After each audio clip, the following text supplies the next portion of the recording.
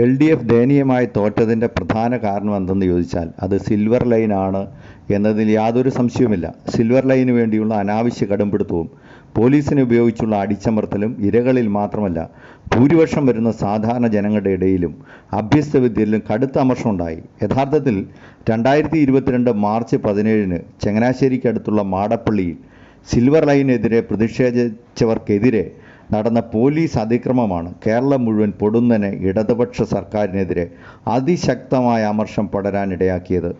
റോസ്ലിൻ എന്ന് പറയുന്ന സ്ത്രീയെ പോലീസ് വലിച്ചിഴച്ച് കൊണ്ടുപോകുന്നത് കണ്ട് വാവിട്ട് നിലവിളിച്ച അവരുടെ 6 വയസ്സുകാരി മകളുടെ ചിത്രം ഭരണകൂട ഭീകരതയുടെ ഏറ്റവും വലിയ തെളിവായി മാറി. ഭരണവിരുദ്ധ വികാരം അതിശക്തമായി.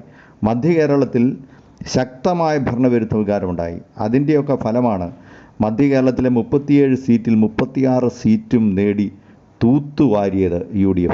കൂടുതൽ കാരണങ്ങൾ അറിയാൻ കമൻറ്റ് ബോക്സിലെ ലിങ്കിൽ ക്ലിക്ക് ചെയ്യുക.